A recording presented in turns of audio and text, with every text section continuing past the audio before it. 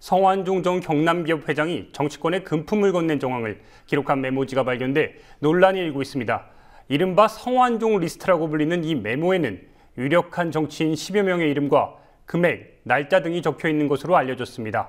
자원외교 비리 수사는 물론 정치권에도 큰 파장을 일으킬 것으로 보입니다. 정치권 취재하고 있는 권현주 기자와 자세히 한번 알아보겠습니다. 안녕하십니까? 성완종 리스트, 이 메모가 어떻게 발견된 겁니까? 네, 이 메모는 숨진 채 발견된 성완종 전 경남기업 회장의 바지 주머니에서 나왔습니다. 경남기업 수사를 맡고 있는 최윤수 서울중앙지검 3차장은 오늘 오전 브리핑에서 검시를 하는 과정에서 고인의 바지 주머니에서 메모지가 한 장 발견돼 검찰이 확보했다고 밝혔습니다. 최 차장은 메모지엔 대여섯 명의 이름과 금액이 기재돼 있었다고 밝혔는데요. 발견된 메모지는 A4 용지 4분의 1 정도 크기로 총 55글자가 적혀 있었다고 말했습니다. 그렇다면 메모 내용, 구체적으로 어떤 내용이 있었습니까? 네, 이 메모지에는 김기춘, 허태열 전 청와대 비서실장과 이병기 현 청와대 비서실장을 포함해 정치인들의 이름과 금액, 날짜 등이 담겨 있는 것으로 알려졌습니다. 또 이완구 국무총리, 홍준표 경남도지사, 유정복 인천시장, 홍문종 새누리당 의원 등의 이름도 적혀 있는 것으로 알려졌습니다. 앞서 성 전 회장이 사망 직전 경향신문과 전화 인터뷰를 하면서 김기춘, 허태열 전 비서실장의 실명을 언급하면서 자신이 김 전 실장에게는 2006년 미화 10만 달러를, 허 전 실장에게는 현금 7억 원을 건넸다고 주장했습니다. 검찰은 오늘 두 전 비서실장의 이름과 금액은 성 전 회장이 일부 언론을 통해 밝힌 것과 일치한다며 사실임을 인정했습니다. 성 전 회장의 메모와 언론 인터뷰가 동일한 주장을 담고 있는 셈인데요. 검찰은 우선 필적 감정을 통해 메모 작성자가 성 전 회장이 맞는지 확인할 방침입니다. 홍준표 경남도지사를 제외하면 대부분이 친박으로 분류되는 인사들로 현 정권 실세 인사라고 볼 수 있습니다. 특히 전현직 대통령 비서실장 3명의 이름이 들어있는 게 눈에 띕니다. 이 때문에 자원외교 수사로 친이계로 튄 불똥이 친박계는 물론 박근혜 대통령에게까지 번질 것으로 보입니다. 그렇다면 메모에 거론된 당사자들, 이 사람들 지금 현재 어떤 반응입니까? 네, 성완종 전 경남기업 회장 리스트 당사자들은 사실 무근이라며 강력 부인하고 있습니다.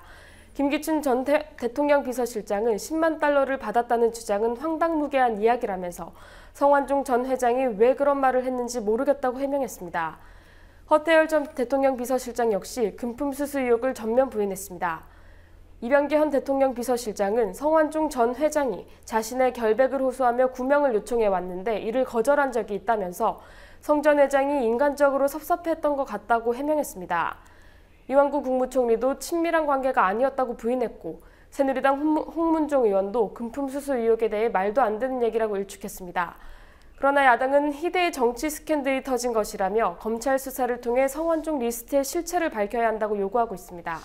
일단 당사자들은 사실 무근이라고 반발하고 있는 거군요. 그렇다면 정치권 게이트로 번질 조짐인데 자세한 뉴스는 이따 이강윤 정치평론가와 함께 나눠보도록 하겠습니다.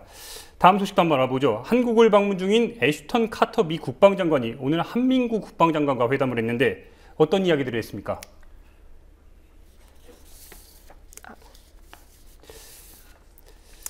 네, 회담의 공식 의제는 북한의 핵위협에 대한 대응 방안과 전시작전 통제권 반납 유보 후속 조치였습니다. 한미 양국 장관은 회담에서 북한의 핵미사일 대응 방안을 집중 논의한 것으로 알려졌습니다. 북한의 핵과 미사일 위협이 한반도를 넘어 미국 본토에까지 이르고 있는 상황이라면서 한미 양국은 첨단 무기 배치 등 군사협력을 더욱 강화해 나가기로 했습니다. 또 최근 들어 북한의 사이버 위협이 크게 증대되고 있다는 점에서도 의견을 같이 했고 동북아의 안정을 위해 한미일 3국의 협력이 그 어느 때보다 중요한 상황이라며 정보 공유의 중요성에 대해서도 양국 장관이 뜻을 모았다고 밝혔습니다. 이번에는 최근에 논란의 중심에 섰던 고고도 미사일 방어 체계, 즉 사드 배치, 이것 때문에 관심이 많이 쏠렸는데 이와 관련돼서는 진전된 논의가 있었던 겁니까? 네, 사드 배치와 관련해 공식적인 논의는 없었던 것으로 알려졌습니다. 사드 배치 가능성을 묻는 질문에 한민구 국방부 장관은 사드는 오늘 회담 의제에 포함되지 않았다면서 그 이유는 아직 생산 단계에 있기 때문이라고 말했습니다.